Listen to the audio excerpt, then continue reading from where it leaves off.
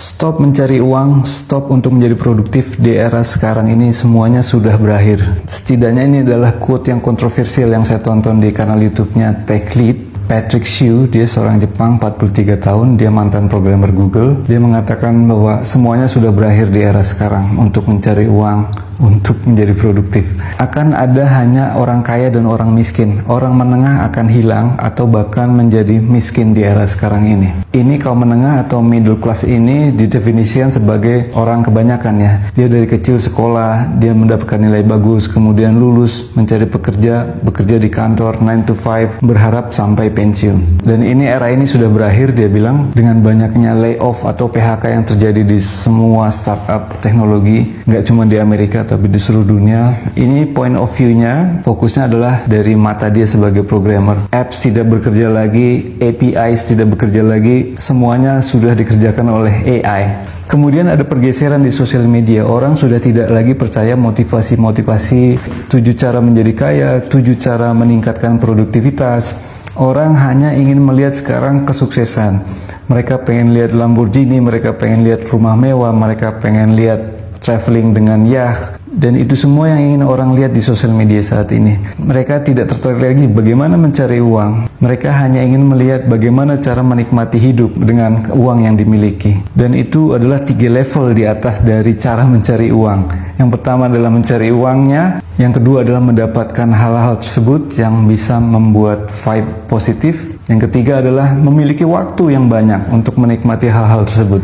Dan ini juga terjadi pergeseran di cara orang bekerja. Orang tidak mau lagi bekerja 9 to 5. Sekarang perusahaan lebih suka outsourcing, lebih suka work from home, lebih suka kontrak. Tidak ada lagi sampai puluhan tahun seperti dulu sampai pensiun. Dan dia menganalogikan situasi sekarang ini seperti kapal Titanic yang sedang tenggelam. Bagaimanapun kerasnya kita, bersusah payahnya kita mencegah agar Titanic tidak tenggelam, tetap kapal itu akan tenggelam. Itu yang terjadi di semua negara sekarang, dia bilang. Satu-satunya cara adalah ya kita menyelamatkan diri. Kita memakai skoci-skoci kecil, perahu-perahu kecil untuk keluar dari kapal Titanic. Dan ini menarik buat saya karena walaupun pahit, apa yang dia katakan itu benar. Sekeras-kerasnya apapun kita bekerja sekarang, harganya sangat kecil dan hampir mustahil untuk lompat dari kemiskinan ke kemakmuran atau kaya. Itu yang terjadi sekarang. Tidak peduli berapa tahun kalian bekerja di satu perusahaan, akan sulit untuk loncat ke situasi kaya, dia bilang.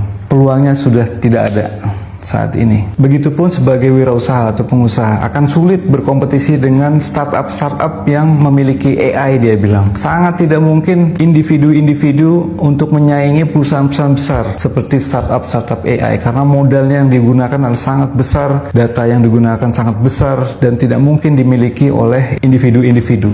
Oleh sebab itu dia katakan bahwa yang kaya akan semakin kaya, mempertahankan kekayaannya, dan yang miskin akan tetap miskin, dan kelas menengah akan cenderung untuk mengalami penurunan menjadi miskin. Dan perubahan itu terjadi dengan sangat cepat. Saya masih ingat ketika pada tahun 2007 Steve Jobs dari Apple pertama kali memperkenalkan iPhone pertamanya dengan layar sentuh. Seketika itu pula raksasa handphone dengan tombol semuanya berguguran mati, seperti Nokia, BlackBerry, semuanya mati. Tak lama berselang muncullah dunia digital dengan cepat. Ada aplikasi, ada website, ada YouTube dan lain-lain. Dan membunuh semua industri buku, majalah, koran, televisi konvensional. Hampir saat itu semua orang beralih ke dunia digital. Dan dengan cepatnya saat sekarang ini muncullah AI yang menggantikan hampir semua pekerjaan. Seperti yang dikatakan oleh Patrick Hsu, dia sebagai programmer bilang sudah tidak ada kemungkinan untuk bersaing dengan AI. Dan ini susah untuk dihentikan. Sama halnya dengan dulu pertama kali handphone layar sentuh pertama kali diperkenalkan.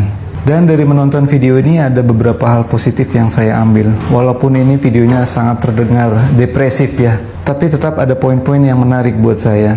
Bahwa hidup itu ada kalanya tidak apa-apa untuk tidak melakukan apapun. Karena memang situasinya tidak pas. Sekuat apapun, sekeras apapun kita mencoba, kadang kita tidak memenuhi hasil yang kita inginkan. Dan itu alami dan wajar.